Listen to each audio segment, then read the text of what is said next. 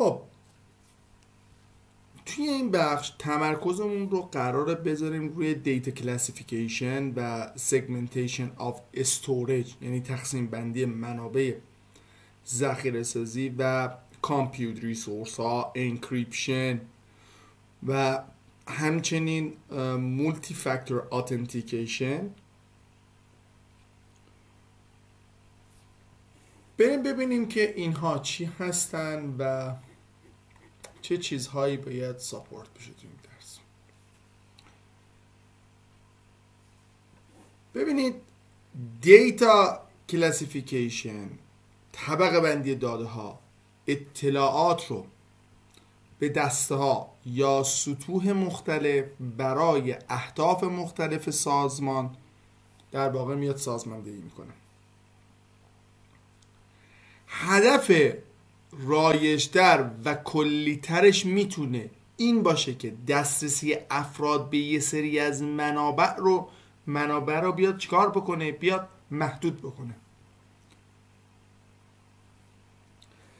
به ویژه تو محیط هایی که از نظر امنیتی نگهداری دیتا بسیار حائز اهمیته. مثل کجا؟ مثل محیط های نظامی.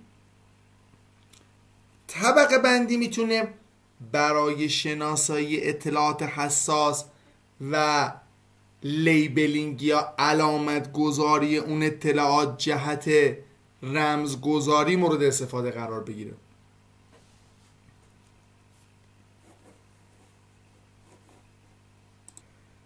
دلایل دیگه ای که میشه نام برد اینه که نیاز به نگهداری یا حذف داده ها بر اساس سن داده یا هدف اون رو داشته باشیم.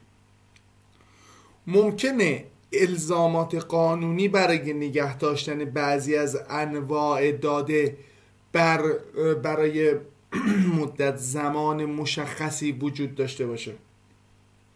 به همین ترتیب یه سازمان ممکنه بخواد داده های دیگر رو در اسرع وقت بیاد از بین ببره. اطلاعات میتونن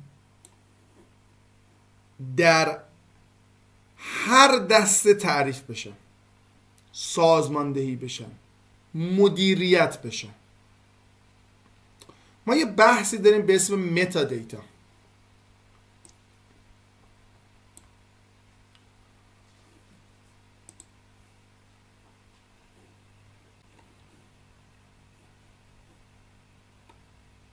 داده هایی هستن که به یه فایل پیوست شدن یا در واقع بهش اتچ شدن که میتونه به عنوان یه لیبل که داده ها رو توضیح میدن دسته بندیشون کرد.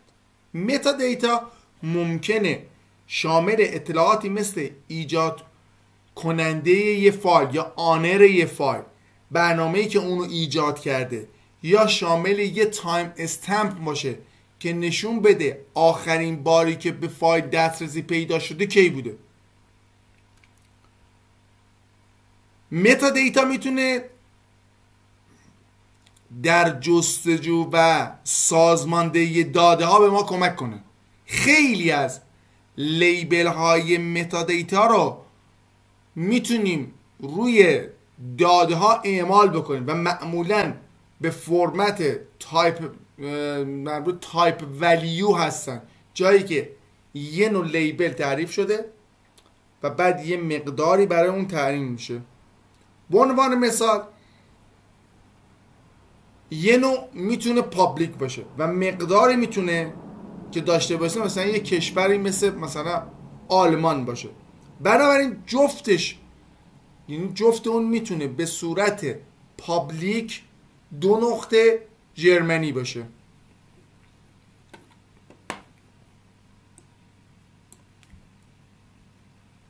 پابلیک کلود وندورها دسترسی به داده ها و امکان اختصاصی متا دیتا ها رو بر اساس نیازهای شما میان و ارائه میدن.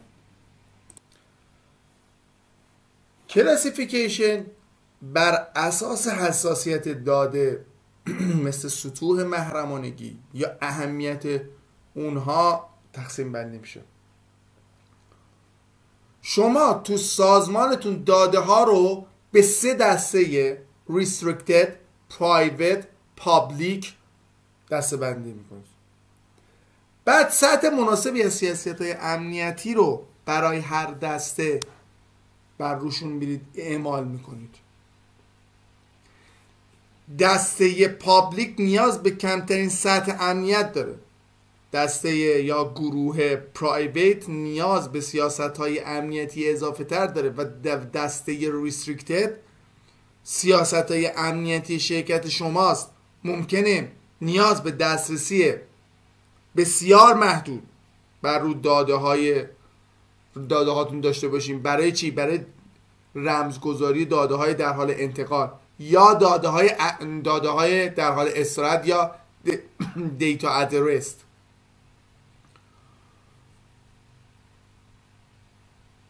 تا با الزامات و قوانینی مثل HIPAA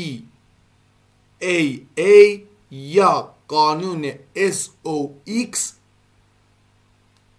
یا مثلا با استاندارد امنیت داده های صنعت پرداخت مثل PCI DSS سازگار باشه. به عنوان مثال یه هلس کیر پرووایدر رو در نظر بگیرید که اطلاعات سلامت و پرداخت بیمار رو داره جمع آوری میکنه. به همین ترتیب اگر هلس کیر پرووایدر اطلاعات کارت اعتباری بیمار رو توی فایل نگه داره، باید اون رو در واقع بیاد به درستی دسته‌بندی و رمزگذاری بکنه. اینجا با کدوم یکی از الزامات باید و قوانین باید مطابق و سازگار باشه؟ با PCI DSS.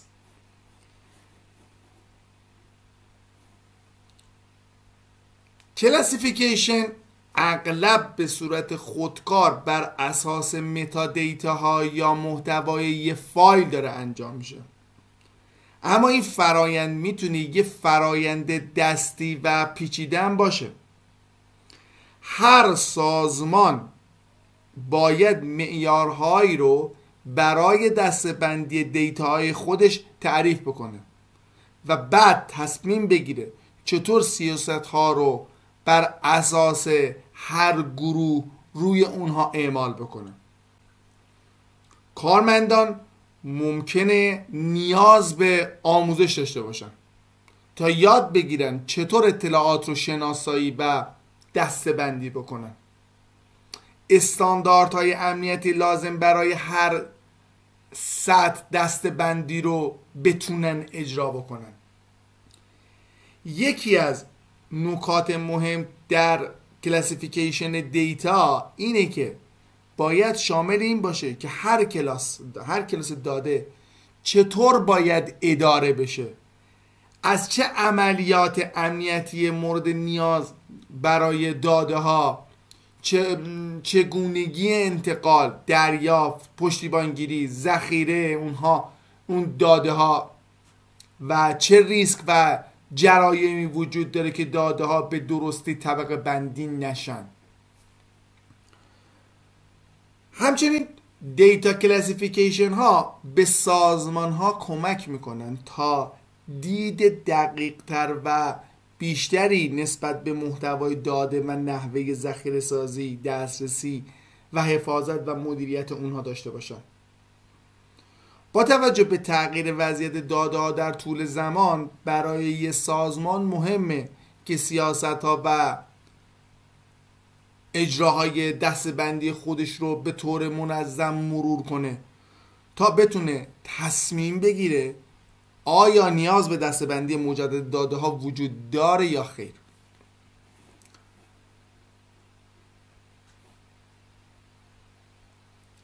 Segmenting your deployment. کلود سگمنتیشن فرایند تقسیم اجرای در واقع اجزای پیاده سازی کلود شما به بخش های جهت اعمال سیاست های امنیتی دقیق تر.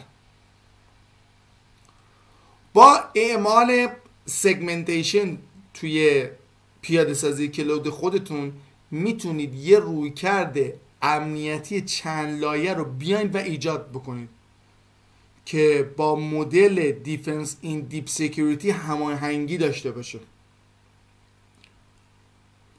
کلود نتورک ها میتونن بر اساس عملکرد سگمنت بندی بشن. روی هر کدوم از این سگمنت ها سیاست های امنیتی بیاد اعمال بشه. خب این سگمنت ها میتونن مثلا یه گروهی از سرورهای وب ما باشن یا یه گروهی از سرورهای دیتابیس ما باشن. با ایجاد چند تا سگمنت امنیت و کنترل بیشتری بر جریان داده به داخل و خارج از هر سگمنت میاد اعمال میشه.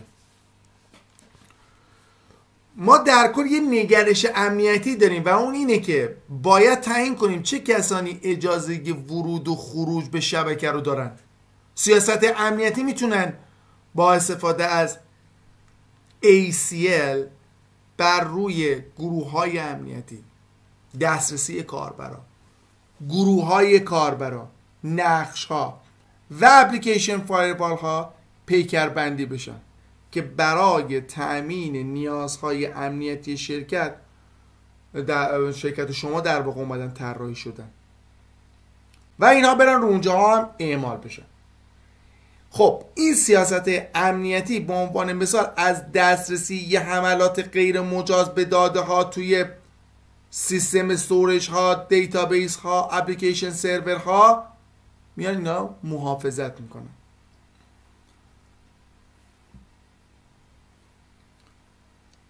ما میتونیم شبکه ها رو با ایجاد بیش از یه ویرچوال پرایوت کلود ایجاد کنیم و بعد بیایم اینها رو به هم وصل کنیم. اما باید برای همین داستان سگمنتیشن بر اساس سیاست های امنیتی بین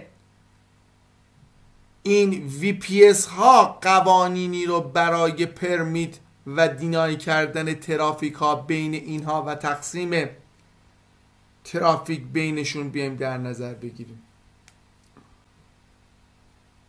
توی این روی کرد هر VPS میتونه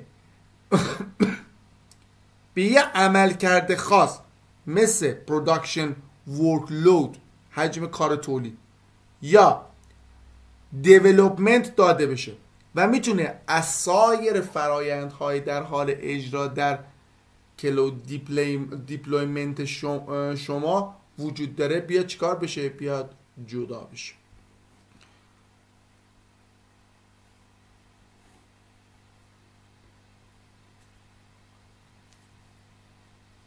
کلود نتورک ها رو میتونیم با استفاده از ساب نت ها تقسیم بندی بکنیم. شما میتونید کارهای مشابه رو در یک ساب نت بیاین قرار بدید و یه سری سیاست ها رو اعمال بکنید، مثلا برای کنترل جریان ترافیک به داخل و خارج از یه شبکه. اگر بخواید دسترسی به اینترنت رو محدود بکنید یا در واقع اجازه دسترسی رو بهش بدین، از این رویکرد میتونید استفاده کنید و این رویکرد مفیده برای شما. سابنتی که از اینترنت قابل دسترسی هست بهش میگن یه پابلیک سابنت.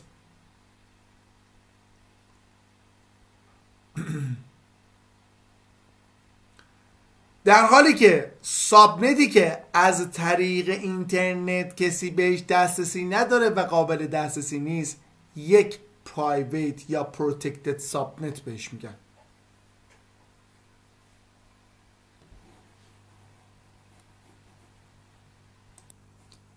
یه سابنت ممکنه به یه زوم دسترسی داشته باشه که معمولا اون زوم با یه دیتا سنتر خاص در واقع در ارتباط و هماهنگ شده. اگر شما یه سری منابع مشابه داشته باشین و اونها رو در بین چندین سابنت بیایید پخش بکنید، باید اطمینان رو داشته باشید که سابنت ها در مناطق قابل دسترسی مختلف قرار دارن. به عنوان مثال اگر یه گروهی از سرورهای وب دارین، ممکنه نیمی از سرورها در یه پابلیک سابنت و در یه زون در دسترس باشن و نیمی دیگه شون در یک سابنت دیگه که در یه زون متفاوت اصلا قرار گرفته اینها در دسترس باشن. اگر یه منطقه خراب بشه و نیمی از سرورهای وب از کار بیفته، زون دیگه همچنان خدمات رو داره ارائه میده. این نوع پیاده سازی اغلب به عنوان مولتی اویلیبیلیتی زون آرکیتکچر ازش یاد میشه و بهش گفته میشه. بحث بعدیمون استوریج سگمنتیشن. استوریج سگمنتیشن برای جدا کردن کلود دیتا استورها و ارائه استوریج ابری برای تأمین نیازهای مشتری هستش. با استفاده از ابزارهای ارائه دهنده کلود میتونید انواع مختلف ذخیره سازی رو بر اساس نیازهای عملکرد و امنیت خودتون برید پیکربندی بکنید. همونطور هم که قبلا یاد گرفتیم و در موردش صحبت کردیم، 3 نوع اصلی ذخیره سازی ما داشتیم که شامل ذخیره سازی مبتنی بر فایل سیستم ها بود،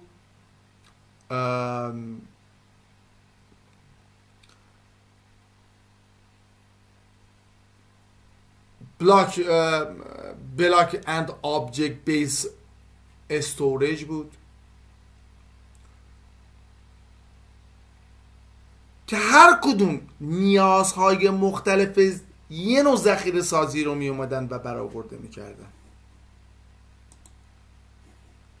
به عنوان مثال یه دیتابیس که نیاز به very high read write I/O داشت، یعنی خوندن و نوشتن بسیار بالا داره، بهترین سرویسی که بهش میشه ارائه داد اینه که بیایم از ذخیره سازی بلوکی یا بلاک با استوریج های SSC استفاده بکنیم تا برای نرخ بالای عملیات خوندن و نوشتن بهینه سازی در واقع کرده باشیم.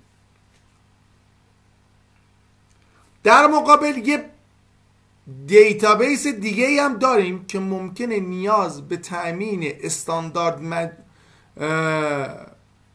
مگنتیک درایو با هزینه قابل توجه کمتر برای نیازهای کمتر خوندن و نوشتن داشته باشیم.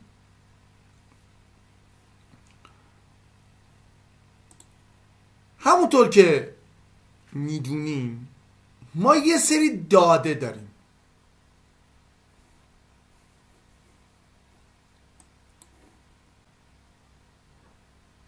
که قراره به صورت دراز مدت ازشون نگهداری بکنیم. خب این دیتا ها رو ما میایم داخل استوریج های از نوع آبجکت استوریج قرار میدیم که هزینه کمتری هم نسبت به استوریج های دیگه داره. به عنوان مثال ما از این نوع استوریج ها زمانی استفاده میکنیم که مثلا بخوایم اسنپ شات هامون رو یا بکاپ هامون رو روی این نوع استوریج قرار بدیم. خب این داستان میتونه برای ما یه صرف جویی هزینه داشته باشه که میتونه قابل توجه هم حتی برای ما باشه. زمانی که از بلاک استوریج ها برای بکاپ از یه ماشین ماشین مجازی استفاده میشه، استوریج والیوم رو میتونیم به عنوان دیجیبل استوریج یا نان دیجیبل استوریج پیکر بندی بکنیم. توی نان دیجیبل استوریج والیوم ها یا حجم های ذخیره سازی غیر دوامی یا همون افمرال والیوم ها، حجم های موقت، اگر ماشین مجازی دیلیت یا استوب بشه دادم از دست میره. نان دیجیبل استوریج برای فایل های تمپلیت و موقت که از لتنسی کمی برخوردار هستن، مثل های اسپید کش ها یا حافظه‌های کش با سرعت بالا، مناسبه. به طور کلی از دست دادن یک نان دیجیبل استوریج والیوم بی تأثیره. بنابراین اغلب از اونها برای بکاپ گیری استفاده نمیشه. داده ها در دیجیبل استوریج والیوم ها حذف نمیشن. به همین دلیل اگر ماشین مجازی یا وی اممون استاپ یا ترمینیتد بهش پیدا بکنه، داده حفظ میشه. زمانی که یه ماشین از یه ماشین در واقع اسنپ شات گرفته میشه، معمولا روی استوریج هایی از نوع دیجیبل استوریج والیوم میاد و ذخیره سازی میشه.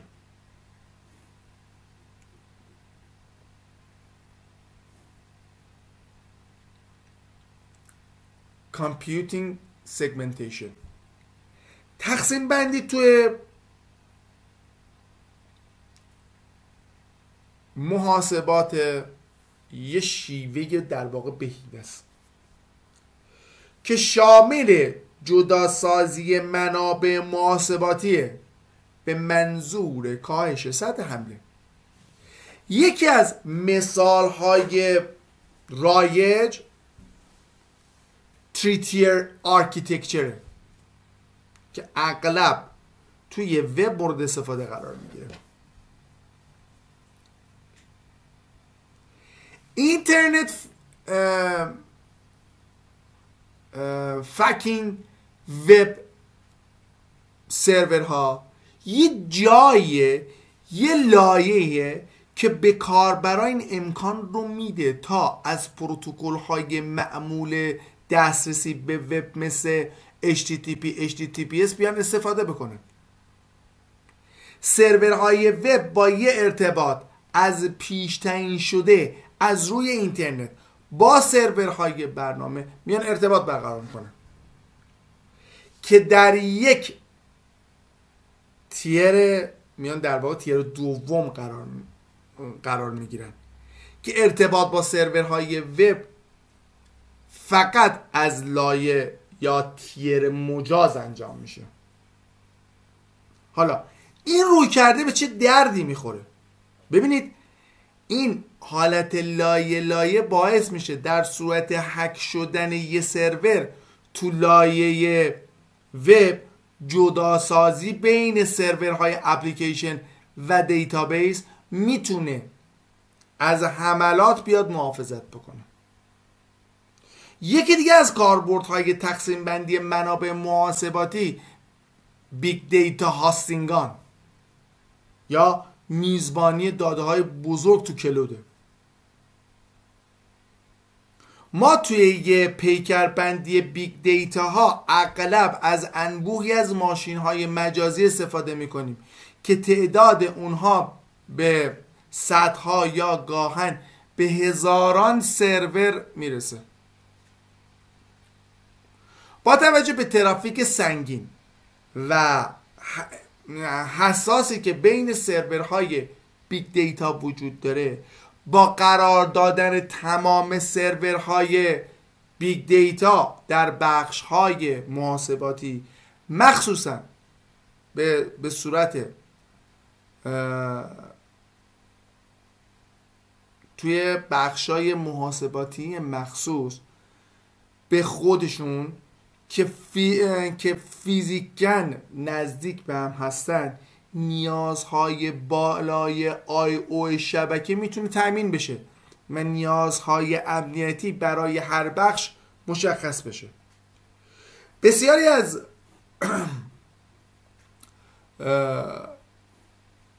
مقررات و سیاست های شرکت ها ایجاب میکنه که داده ها نه تنها در هنگام انتقال یا ارسال، بلکه زمانی که در یک سیستم ذخیره سازی معمولاً با عنوان دیتا ات رست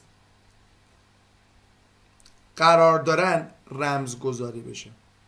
به عنوان مثال داده های معماری یا بهداشتی ممکنه نیاز به رمزگذاری در رست داشته باشن. خب یه نکته‌ایه که باید مد نظر خودمون داشته باشیم، رمزگذاری و رمزگشایی تأخیری رو در واقع اینها با خودشون دارن که برای مقادیر کمی از داده ها در واقع اهمیت چندانی نداره، اما این تأخیرهای کوچیک میتونن برای داده های هایلی، یعنی داده هایی که به طور مدام دارن خونده میشن و نوشته میشن، افزایش پیدا بکنه. رمزنگاری ممکنه در سطوح مختلف فرایند ذخیره سازی بیاد رخ بده. سیستم عامل هایی مثل لینوکس یا ویندوز هم میتونن فایل سیستم ها رو رمزگذاری بکنن.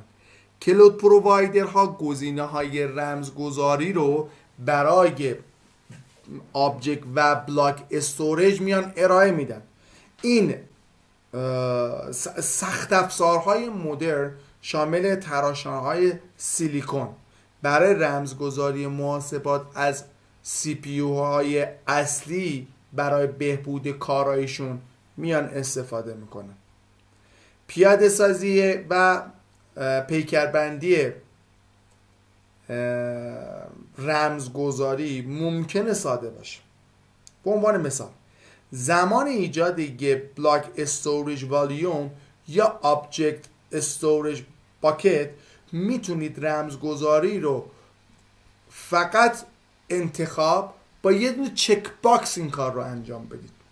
خیلی از کلود پرووایدرها توسط سیستم های اتوماسیونی که دارن اومدن این پیکربندی و این پیچیدگی و پیکربندی ها رو از دید مشتریشون اومدن مخفی کردن. کلود پرووایدرها ممکنه به شما اجازه بدن که رمزنگاری رو بعد از اینکه داده هاتون رو رفتید جایی ذخیره کردید یا دیتابیس رو اونجا ایجاد کردید بیاد و فعالش بکنن.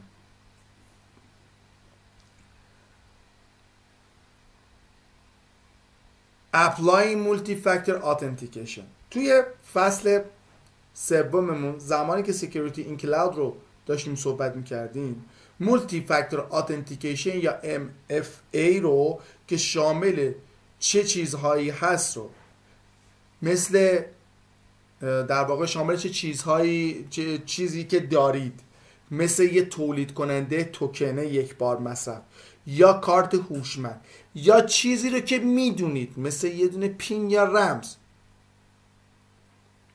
اومد در مورد صحبت کرد. خب حالا تو شکل 4:1 که تو اینجا داره به ما نشون میده، یه نمونه از صفحه ورود MFA رو داره بهمون نشون میده. یعنی من میام یوزر نیم میذارم، پسوردم رو میذارم و توکنم رو میذارم. کلود پرووایدر ها یک کنسول مدیریت هویت وب بیس میان ارائه میدن که شما میتونید از اونها برای پیکربندی حسابهای کاربریتون بیاید استفاده بکنید. به کاربراتون مجوز دسترسی به منابع کلود رو بیاین اختصاص بدید.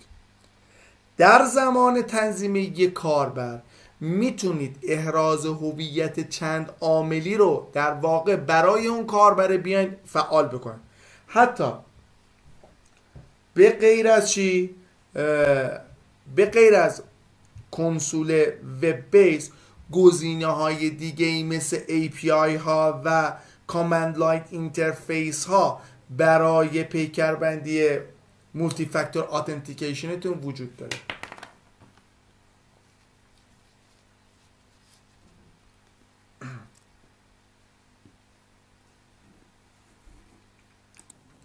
شما میتونید از چندین سیستم مولتی فاکتور اتنتیکیشن مختلف هم بیاید استفاده بکنید. مثل توکن های سخت افزاری یه سری دستگاه کوچیکن که یک کد احراز هویت متغیر رو میان نمایش میدن. این کد فقط معمولاً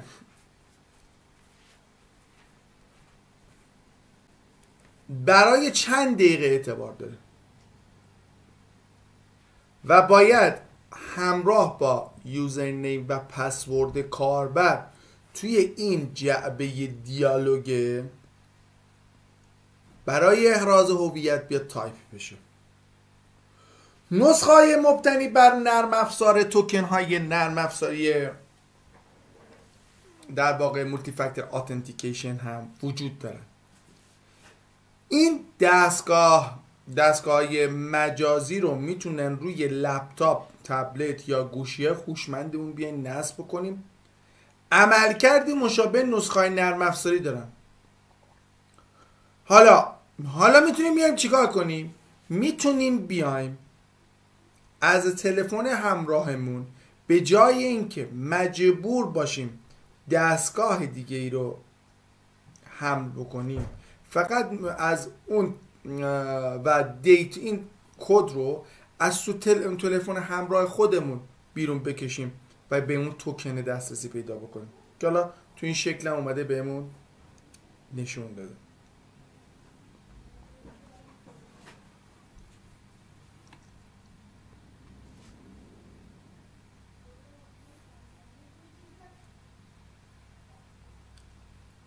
ببینید کلود مزیت‌های زیادی رو نسبت به ترادیشنال کامپیوت سنتی داره به من ارائه میده. از جمله چی؟ رپید پروویژن، این تهیه سریع. کپیبیلیتی داینامیکالی، یعنی توانایی افزودن ظرفیت به صورت پویا. مینیمال کپیتال اکسپندیچرز، حداقل هزینه سرمایه. access to cutting edge تکنولوژی، دسترسی به فناوری پیشرفته که به طور سنتی فقط برای سازمان‌های با بودجه‌های فناوری خیلی زیاد در دسترس بود. با این حال با همه این مزایا زمان اجرای عملیات خودتون تو فضای ابری و کلودتون امکان داره چند تا چالش براتون به وجود بیاد.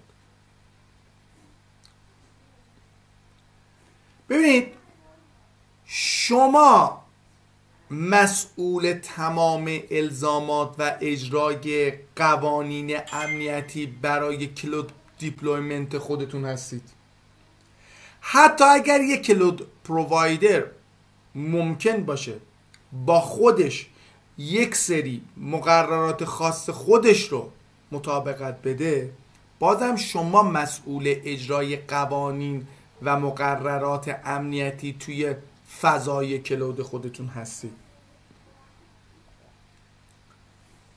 زمان اجرای عملیات های خودتون توی کلود بهتره بیاید یه برنامه ریزی بکنید تا از ابتدا پروژه تمام موارد جهت مهاجرت به سمت کلود در واقع اتفاقات پیش بینی نشده نیفته. برنامه ریزی برای اجرای شما باید با تعریف یه سری از الزامات اصلی شما در واقع بیاد شروع بشه و در مرحله طراحی، اجرا و اعتبار سنجی، تمام اینها باید چک بشه. بعد همه اینا باید ازشون اطمینان حاصل بشه که مهاجرت شما طبق انتظار شما قراره انجام بشه. حالا یه سری از آژانس ها و پرووایدر ها خدمات ترد پارتی هم دارن ارائه میدن که به اجرا و طرح و برنامه مهاجرت شما میان و کمک میکنن تا تمام موارد قید شده بر طبق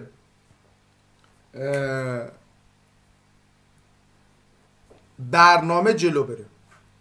بعد از اتمام و تکمیل تمام برنامه ریزی ها، اجراها و اعتبار سنجی ها، کتاب گفته آقا توصیه میشه که موارد گفته شده را با قوانین اون نمود قوانین موجوده بیاین چک بکنید.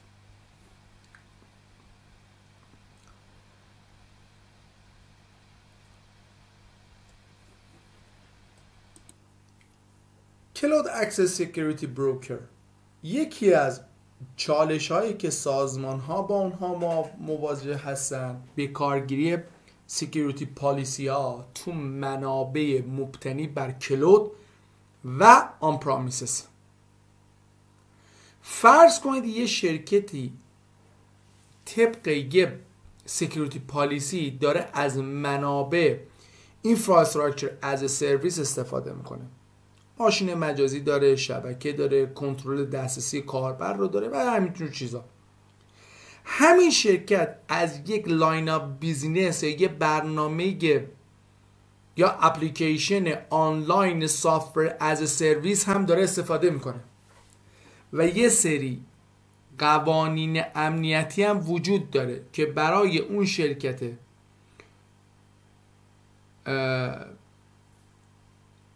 که داره کار میکنه یک سری مقررات خاصی تحت اون شرکت داره اجرا میشه. این شرایطی که گفتم چجوری میتونه اتفاق بیفته؟ زمانیه که شما از یه شرکت ترد پارتی برای سرویس سافر از سرویستون مثلا دارید استفاده میکنید. کلود اکسس سکیوریتی بروکر یا CABS یه نرم افزاریه که سیاست‌های امنیتی رو در مورد کاربران کلود بیس اپلیکیشن میاد چیکار میکنه؟ نظارت و اعمال میکنه. یه CASB روی کلود بیس اپلیکیشن ها که کاربرا به اونها دسترسی دارن نظارت میکنه و ممکنه دسترسی اونها رو محدود بکنه یا فقط تحت شرایط خاصی به اونها اجازه دسترسی بده.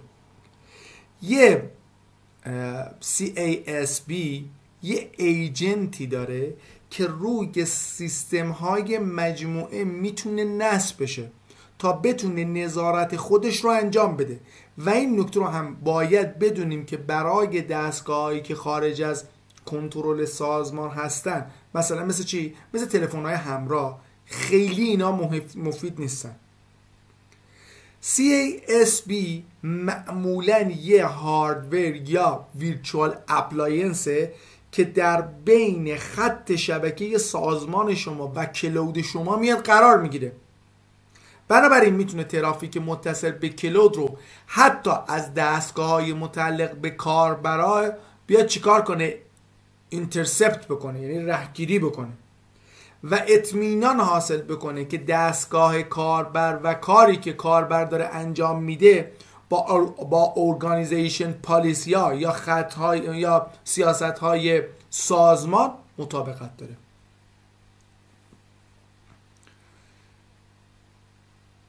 Automating Cloud Security.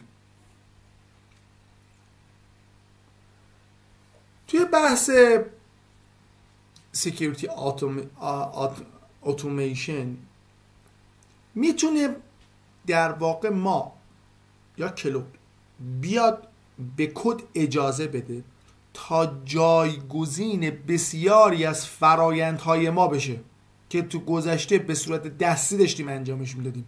مثل چی؟ مثل ایجاد یه کانفیگوریشن، پیکربندی. برای چی؟ برای مانیتورینگ، برای پاک کردن ریسورس ها. ما میتونیم بیایم از اسکریپت ها استفاده بکنیم. ما میتونیم برای سکیوریتی پالیسی و کانفیگوریشن کردن دستگاه های جدید مثل پیاده سازی دستگاه مجازی بیایم ازشون استفاده بکنیم. اتوماسیون به ما این اجازه رو میده تا یه سیاست امنیتی یک نواخت و منسجم رو برای سازمانمون ایجاد بکنیم. حالا بریم در مورد اتوماسیون تولز ها با هم صحبت کنیم. تو این بخش با اجزا و فناوری های موجود برای ایجاد تولز اتوماسیون در واقع قرار آشنا بشیم. ببینید یکی از در واقع از تعاریفی که برای کلود دارن اینه که به عنوان یک بیگ پروگرامیبل اینترفیس اون رو همه میشناسنش، یعنی یه رابط بزرگ قابل برنامه‌ریزی.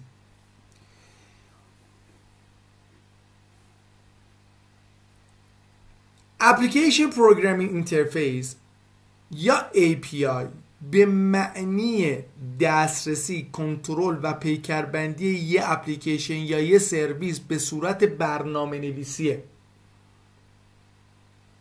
زمانی که داریم تغییراتی رو، پیکربندی یک شی رو مبتنی بر کلود انجام میدیم یا از GUI استفاده میکنیم یا میام از GUI استفاده کنیم یا از کلود، از کامند لاین اینترفیس استفاده میکنیم، در هر دو صورت داریم از یه API برای ارتباط استفاده میکنیم.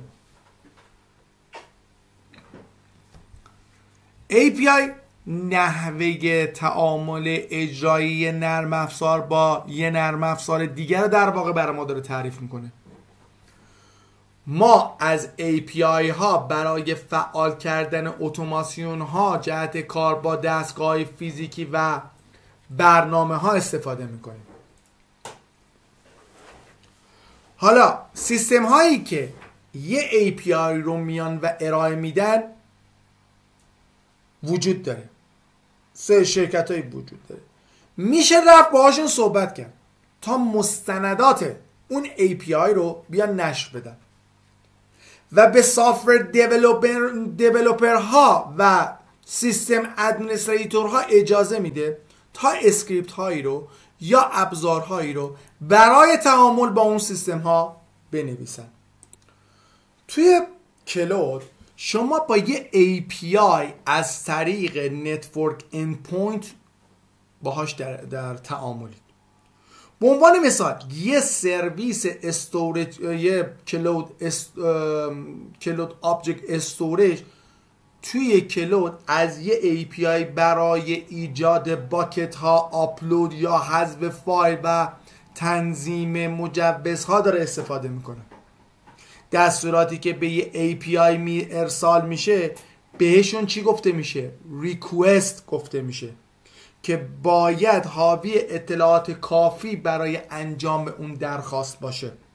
حداقل شما باید عملیاتی که قراره انجام بدین رو مشخص کنید. مثلا این میتونه شامل ایجاد، حذف یا اصلاح یه ریسورس توی کلود باشه.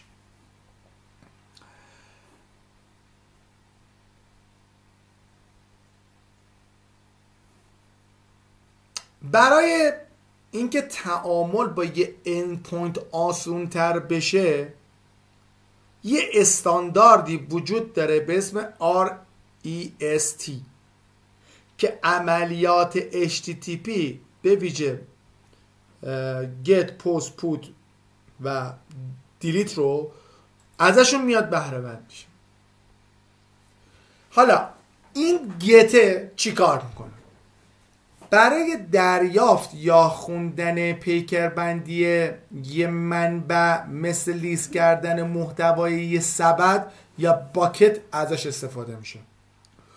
پست ایجاد یه منبع جدید مثل ایجاد یه ماشین مجازی ازش داره استفاده میشه. پوت اصلاح یه منبع، modify a resource، مثل تنظیم مجوزها روی یه فایل تا اون فایل رو فقط خوندنی بکنه. دیلیت کردن یا پاک کردن اون ریسورسه، ما توسط اون این کارا رو انجام بدیم. خب ببینید API ها برای عملیاتی که انجام میدن که مثلا یه درخواست رو دارن ارجاع میدن به ریسورس هایی و قرار اکشنی روی اونها انجام بشه، باید از یک سری احراز هویت ها استفاده بکنن. اوکی؟ این درخواست ها باید به صورت فرمت بندی شده و قالب بندی شده به سمت اند پوینت ارسال بشه. دو فرمت متداوله که با اونها ما داریم کار میکنیم و با اونهاشون روبرو هستیم. یکی جیسونه، جاوا اسکریپت آپشن نوتیشنه، و یکی هم XML. با ارسالی که درخواست API به سمت endpoint، پاسخی از سمت endpoint برمیگرده مبنی بر این که آیا درخواست با موفقیت انجام شده یا خیر. حالا روش های بسیاری برای ایجاد و ارسال درخواست API و پردازش این پاسخ ها وجود داره.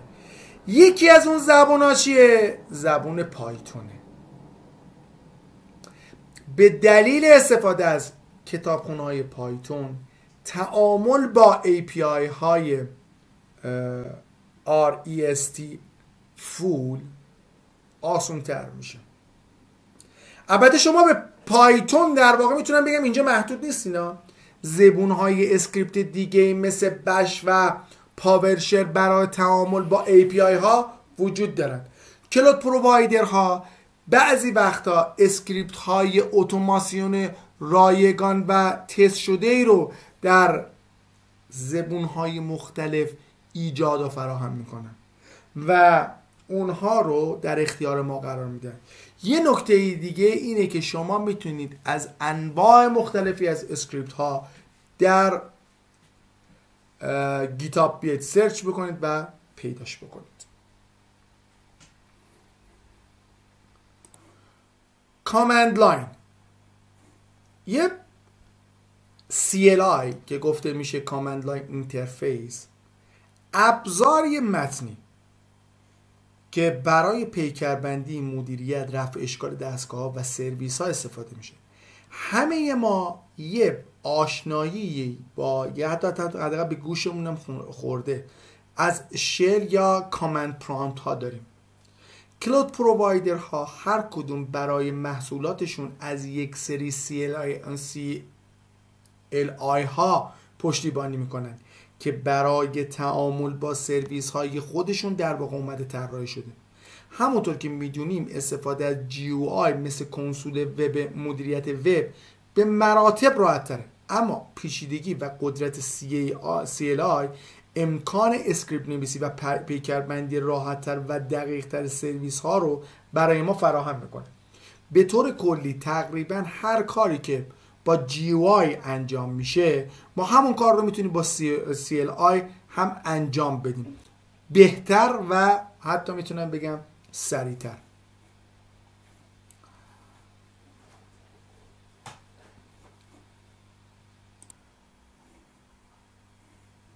کلود پرووایدرها به شما این امکان رو میدن که از داشبورد برای مانیتور کردن و بر روی اون کلود ریسورس هاتون استفاده بکنن. توی شکل 4x4 یه در واقع اومده تو اینجا یه شکلی از یه داشبوردی رو برای ما گذاشتم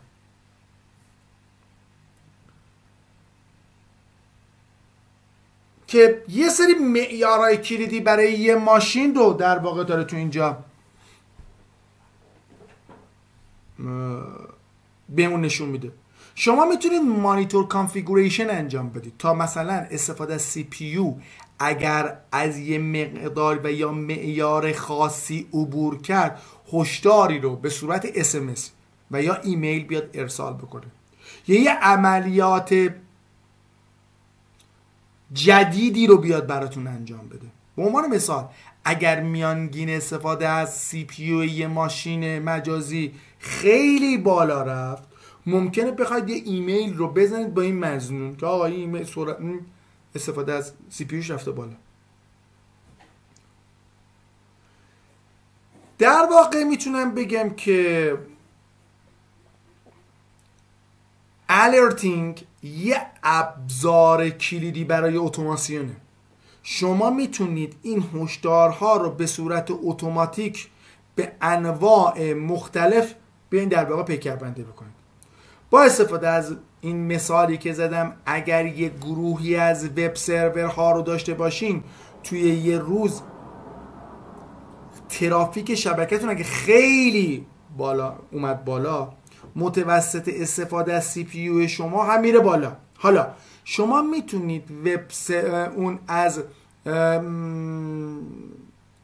کلود پرووایدرز آف وب سرور هاتون رو طوری کانفیگ بکنید که در صورت بروز چنین فرایندهایی به صورت اتوماتیک بیاد به شما هشدار بده.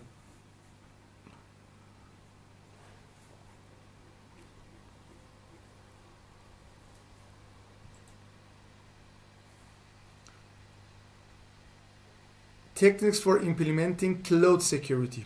همونطور که قبلا هم اومدم در موردش صحبت کردم، ما یه مدلی داشتیم به نام Share Responsibility مدل که ناحیه هایی که شما باید امن کردید و ناحیه هایی که کلود پرووایدر ها باید امن میکردن و مسئولیت اون کار رو میپذیرفتن توش مشخص شده.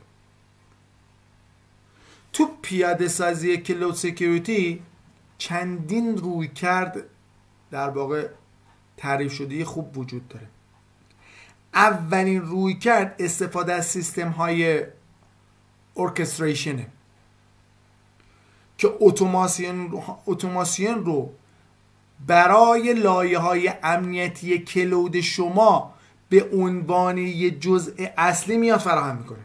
یه روش متداول دیگه برای پیاده سازی امنیت اجرای اسکریپت های از پیش تعریف شده است و از پیش تنظیم شده است که تنظیمات پالیسی و سکیوریتی رو بیاد و اعمال بکنه. توی این قسمت میخوایم در مورد یک سری از این فاینال ایمپلیمنتیشن ها یا تکنیک های نهایی پیاده سازی صحبت بکنیم.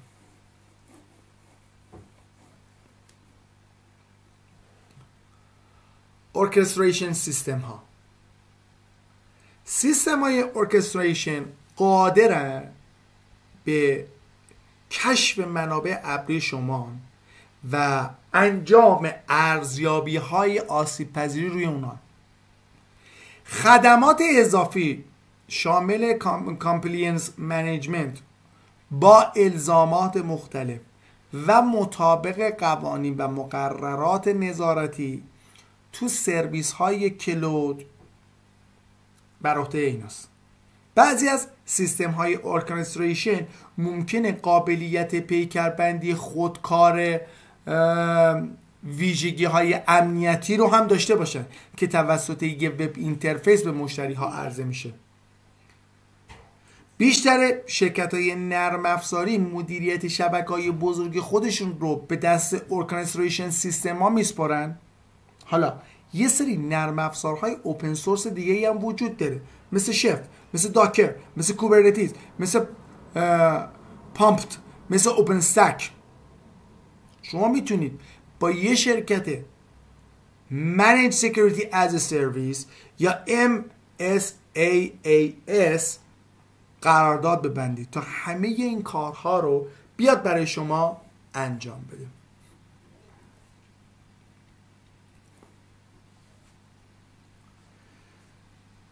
اسکریپت بیس سرویسز.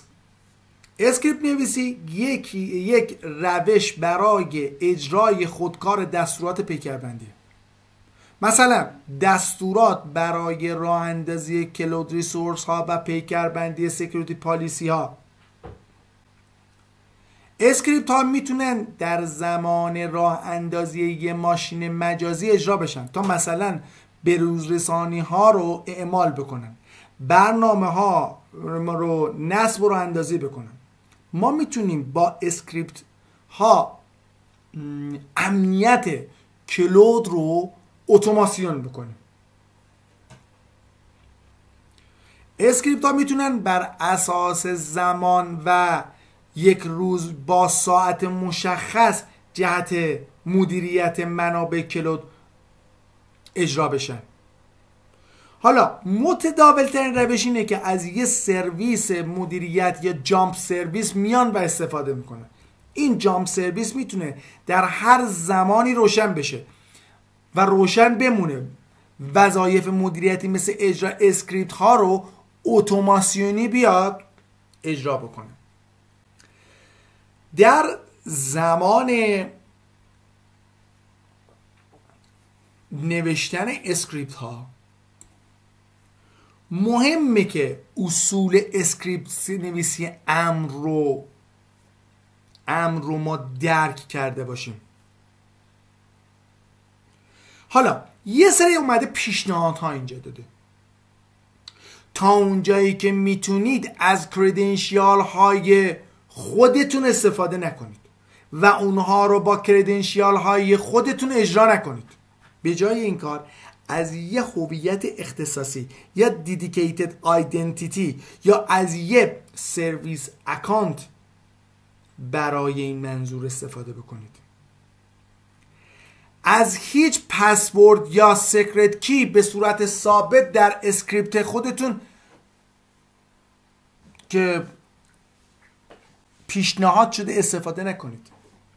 استفاده از کردنشیال های ثابت باعث آسان‌تر شدن دسترسی دیگران به این کردنشیال ها میشه و هر زمان که پسورد تغییر بکنی شما مجبور به بروز رسانی اسکریپت خودتون هستید. به جای استفاده از کردنشیال های ثابت از چند گزینه بهتره بیاید استفاده بکنید.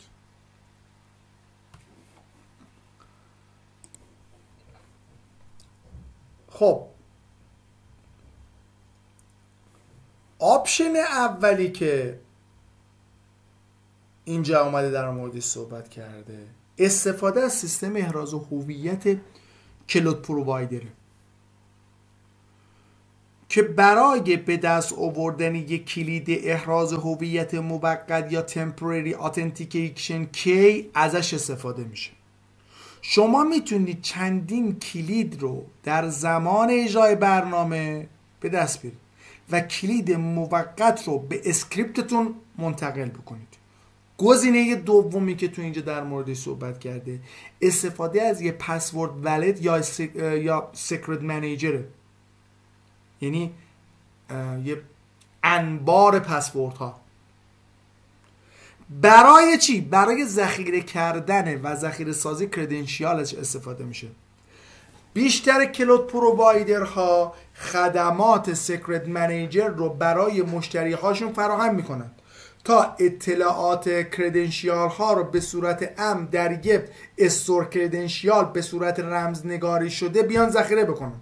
شما باید اسکریپت هاتون رو به نحوی بیاین طراحی بکنید که وقتی که به یه مجموعی از کردنشیال ها نیاز دارید از سیکرت منیجر اون رو فراخوانی بکنید تا اون کردنشیال رو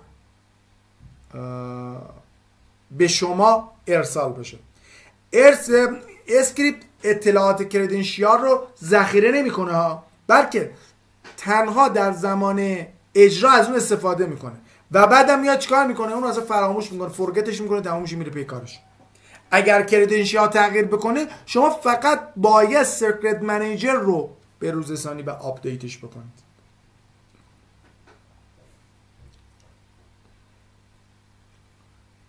Customized Security Implementation Approach، رویکردهای پیاده‌سازی امنیت سفارشی. مثلا خیلی از کلود وندورها و تأمین کنندگان تجهیزات نرم افزاری و برنامه‌های کاربردی رو ارائه میدن تا برای ما پیکربندی های امنیتی رو در محیط کلود پیاده سازی بکنن. به عنوان مثال یه شرکت که کارش فایروال هستش ممکنه یه برنامه پیکربندی و مدیریت رو بیاد ارائه بده که مثلا بر اساس یک تکنولوژی مثل جاوا یا یه وب روی فایروال در واقع وابسته باشه. این رابطه‌های تخصصی تو پیاده سازی امنیت کلود خیلی مفیدن، چون به طور کامل با مجموعه و محصولات وندورها یا فروشنده ها ادغام میشن. یه وندور فایروال ممکنه یه فایروال مجازی رو به صورت یه سرویس تو کلود بیاد راه اندازی بکنه و برنامه های کاستوم کانفیگوریشن رو در یک کلود پرووایدر منیجمنت پلتفرم بیاد ادغام بکنه. Security Services توی کلود برنامه ها یا دستگاه هایی که وظایف خاصی رو انجام میدن اغلب به عنوان یه سرویس در دسترس در واقع ازشون یاد میشه برقرار دارن. خدمات امنیتی مبتنی بر کلود شامل چیا میتونست باشه؟ شامل دستگاه هایی مثل فایروال ها، سیستم های اینتروژن دیتکشن و پرونشن که از نفوذ می آمدن جلوگیری میکردن، خدمات اتنتیکیشن، اتورایزیشن، اکانتینگ سرویسز، سکیوریتی کی منیجمنت، اینسپکشن سرویسز یا خدمات بازرسی که تنظیمات و کانفیگوریشن های امنیتی میمدن اسکن میکردن و بعد ریپورت میکردن. یا جلوگیری از حملات داس و دیتا کلاسیفیکیشن سرویسز ها یا خدمات طبقه بندی داده ها رو شامل میشن.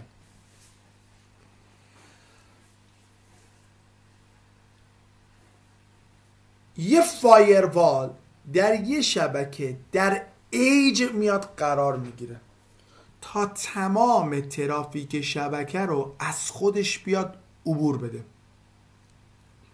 فایروال ها مجموعه قوانین یا سیاست هایی رو دارن که برای اجازه یا ممنوع کردن ترافیک ها اومدن تنظیم شدن. علاوه بر انجام فیلترینگ های پیشرفته فیلترینگ پیشرفته بسته ها، اونا میتونن جریانات TCP و UDP و ICMP رو برای حملات به پروتکل های خاص شبکه بیان چیکار کنن؟ بیان مانیتور بکنن. بعضی از فایروال ها مثل فایروال های برنامه های وب که بهشون وف گفته میشه حتی میتونی ترافیک پروتکل برنامه رو هم بیاد مدیریت بکنه و در برابر حمله خاص از اون برنامه بیاد چیکار کنه؟ بیاد محافظت بکنه. حالا قوانین فایروالی که شما به یه ماشین مجازی تو کلود اعمال میکنین دو دست است، یا اینترفیس لوله یا سابنت لوله. تو داخل زیر ساخت کلود شما فایروال ها برای تقسیم بندی شبکه و جدا کردن سیستم های حیاتی از بقیه شبکه ازشون استفاده میشه. علاوه بر این ممکنه، حالا این تو این شکل هم ببینیم، همین شکل ببین فایروال سیستم تو کجاست؟ تو ایج شبکه منه. اینجا کلود سرویسسه، اینجا کجاست؟ اینترنته. فیلتر میکنه اینکامینگ اند آوتگامینگ ترافیک رو. اینکامینگ ها به صورت پیشفرض بستن و آوتگوینگ ها هم همینجوری، ولی ما باید بیام یه سری قوانین و رول ها رو روش اعمال بکنیم. علاوه بر این چیزی که گفته شد ممکنه تصمیم بگیرید یه دستگاه فایروال مجازی یا ویرچوال فایروال اپلاینس رو روی یه ماشین مجازی تو ایجتون یا پریمیترتون یا حاشیه کلودتون، شبکه کلود خودتون قرار بدید. به عنوان مثال بین فضای کلود خودتون و اینترنت، این شکل 4 و 5 داره به من یه پریمیتر فایروال رو نشون میده.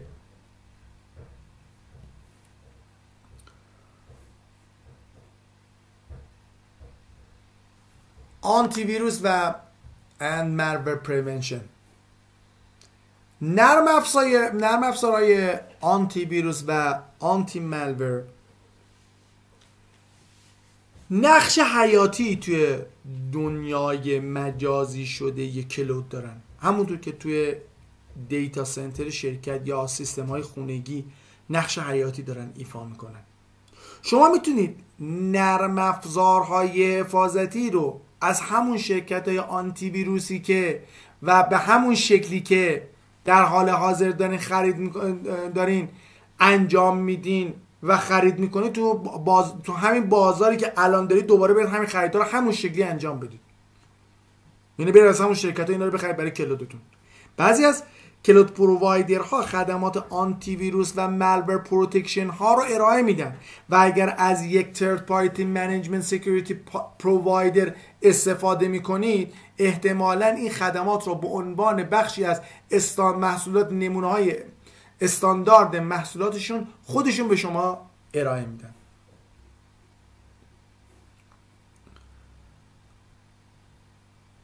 اند یوزر ها ممکنه از انواع دستگاه مثل لپتاپ ها، ورک استیشن ها یا گوشی های هوشمند به کلود ریسورس های شما دسترسی داشته باشن. کاربرا خیلی دوست دارن از دستگاه های خودشون برای برقراری ارتباط با کلود ریسورس ها استفاده بکنن. خب حالا یه بحث اینجا وجود داره. اجازه دارن به این دستگاه ها برای برقراری ارتباط با کلود ریسورس ها، این اجازه دادنه به این دستگاه ها برای ارتباط با کلود ریسورس ها میتونه یه خطر رو ایجاد بکنه، به ویژه که اونها اگر داده‌های حساس رو به این دستگاه خودشون از برن چیکار کنن؟ دانلود بکنن. دستگاه متعلق به کاربر احتمالاً آن انکریپتد استوریج داره استفاده میکنه، یه ذخیره سازی بدون رمزگذاری داره استفاده میکنه. اگر اون دستگاه سرقت بشه، به دست آوردن سنسیتیو دیتا یا داده‌های حساس ممکنه یه فرایند خیلی آسون باشه. یه دستگاه ممکنه با مرول آلوده شده باشه یا این امکان رو داره که پچ کردن امنیتی دستگاه ها پشت گوش افتاده باشه که باعث به وجود اومدن آسیب پذیری در سطح سیستم عامل یا نرم افزار روی سیستم عامل بشه، که این مورد خودش باعث این بشه که هکر به راحتی دسترسی اون دستگاه رو بگیره و توسط این سیستم به کلود ریسورس ما دسترسی پیدا بکنه، به طوری که خود یوزر هم متوجه نشه. EDR یا Endpoint Detection and Response نیاز داره که دستگاه کاربر پیش از دسترسی به منابع فناوری اطلاعات چک‌های امنیتی خاصی رو پشت سر بذاره. این چک‌ها شامل اطمینان از این که نرم افزار آنتی ویروس فعال یا خیر، به روز رسانی شده یا خیر، برنامه‌های مشکوک ممکنه مثل اسپایورها یا ابزارهای هک در حالت اجرا یا نصب باشن. EDR ممکنه همچنین چک بکنه که کاربر از مکانی ناامن مثل یه پابلیک هات اسپات یا یه کشور خارجی وصل نشده باشه. جزء وظایفش این کارا هم هست که اینا رو بیا چک بکنه. ببین، ما از EDR فقط یه بار استفاده نمی کنیم. این به سیستم در واقع به صورت مدام بر روی فعالیت‌های مشکوک داره نظارت و مانیتورینگ رو انجام میده. به عنوان مثال اگر یک کاربر به یه دیتابیس شرکت وصل بشه و شروع به دانلود حجم زیادی اطلاعات بکنه، EDR میتونه این فعالیت رو ثبت بکنه و حتی در مورد اون بیاد هشدار بده. این نظارت مدام همچنین میتونه یه حمله در حال اجرا رو از کار بندازه یا در واقع هدافش کنه.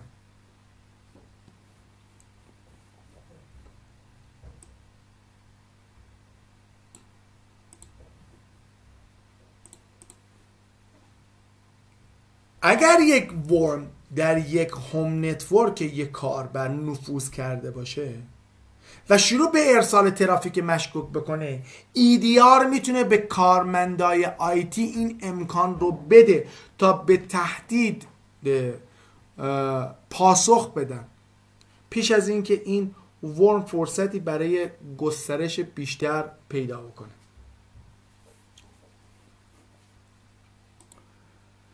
Intrusion Detection and Prevention. سیستم های تشخیص نفوذ IDS و سیستم های پیشگیری از نفوذ IPS تو کلود نقش مهمی رو دارن. مثل همون شرایطی که قبلا توی پرایویت کلود ها یا دیتا سنتر های شرکت داشتن. همونجور که توی فصل 2 پیاده سازی کلود در مورد صحبت کردیم، سیستم های تشخیص نفوذ و سیستم های پیشگیری از نفوذ هر دوتاشون مشابه و برای نظارت بر ترافیک شبکه و جستجوی فعالیت های مشکوک داره ازشون استفاده میشه. هر دوشون قادر به شناسایی فعالیت مشکوک تو شبکه به صورت همزمانه.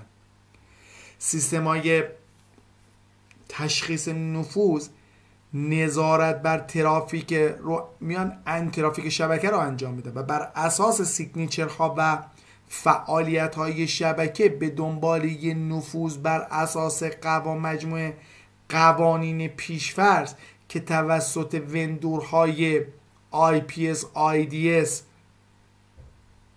به روز رسانی شدن کار رو انجام میدن.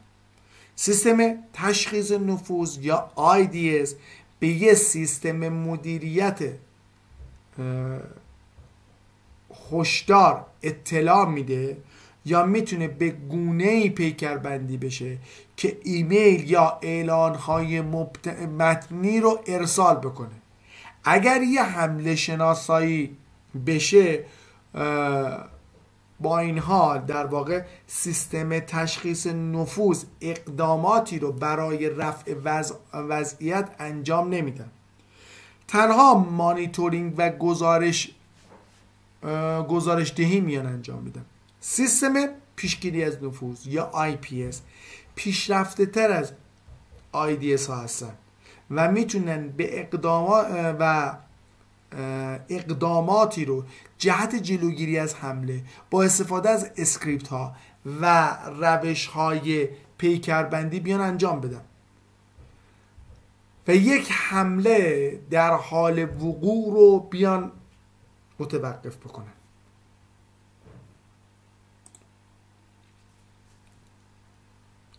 IPS با دستگاه شبکه مثل روتر و فایروال در واقع میاد ارتباط برقرار کنه تا قوانینی رو بر اساس برای محدود و مسدود کردن حمله اعمال بکنه. بیشتر کلود پرووایدرها به عنوان بخشی از شیر سکیوریتی مدل خودشون سیستم های داخلی تشخیص و پیشگیری از نفوذ خودشون رو مدیریت میکنن. کلود پرووایدرها خدمات امنیت به عنوان سرویس یا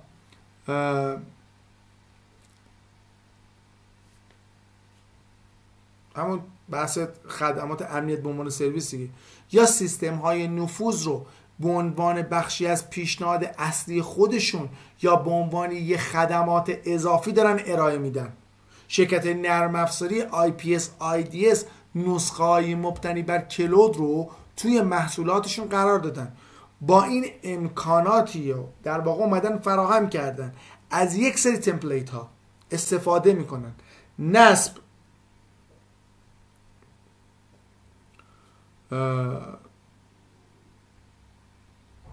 پیکربندی، مدیریت، سیستم های تشخیص و پیشگیری و از نفوذ رو در واقع اومدن چیکار کردن؟ برای ما آسون ترش کردن.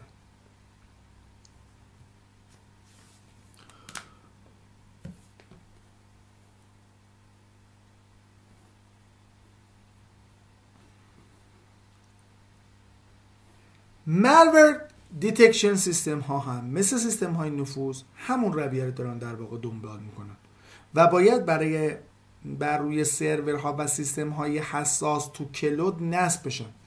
همونطور که توی یه دیتا سنتر کامرشیال یا مرکز داده تجاری داره ازشون استفاده میشه. شرکت های مثل متافلو خدمات پیشگیری و شناسایی مالور رو دارن ارائه میدن که برای عملیات مبتنی بر کلود طراحی شده و حتی میتونن در سطح هایپروایزر هم نصب بشن. توجه داشته باشید که احتمالاً ارائه دهنده خدمات ابر هم برای شناسایی مالور در واقع میاد خودش هم نظارت میکنه و ممکنه اقداماتی هم برای متوقف کردن اونها بیاد انجام بده.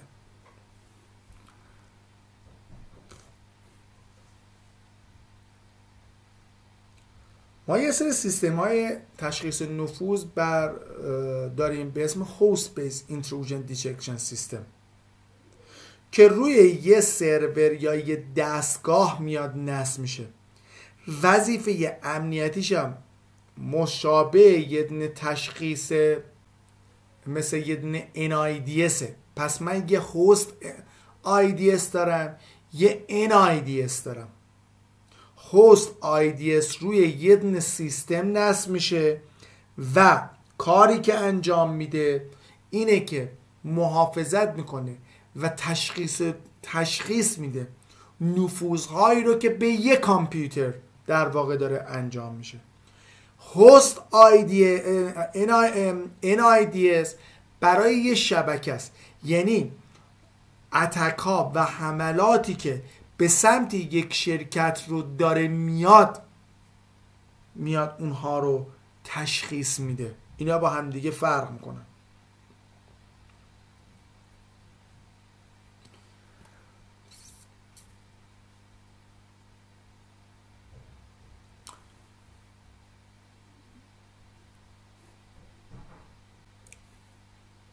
امنیت نقش حیاتی رو توی هر بخش از فناوری اطلاعات داره ایفا میکنه و کلودم از این قاعده مستثنا نیست. نیاز اساسی به حفظ و امنیت سیستم ها تو اینجا هم همچنان پابرجاست، بدون توجه به این که کامپیوت سیستم ها در کجا اومدن قرار گرفتن. کلود پرووایدرها همیشه باید اطمینان حاصل بکنن که زیرساخت و امکانات خودشون حداقل امنه. پرسنل دیتا سنترها رو مورد ارزیابی قرار میدن و فقط تو دیتا سنترهایی که نیاز به حضور کارشناسا هستش ورود اونها رو مجاز میکنن. بیشتر کلود دیتا سنترها جای خودشون رو محرمانه نگه میدارن.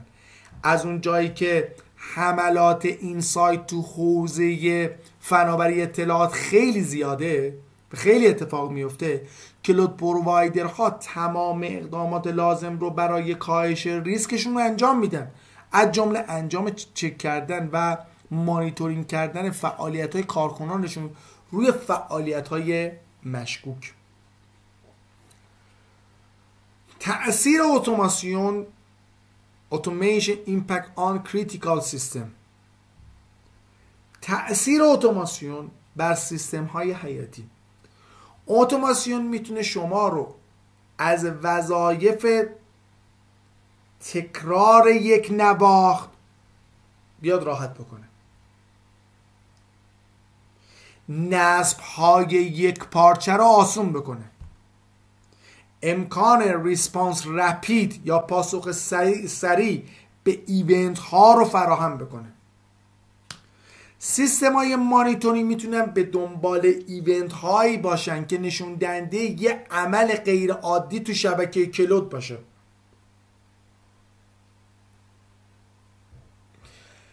این ایونت ها میتونن اسکریپت هایی رو به صورت اتوماتیک که مشکل رو بدون دخالت انسان اصلاح یا رفع بکنن، یا مشکلی رو به اپریشن استاف ها یا کارکنان عملیات بیان اطلاع بدن.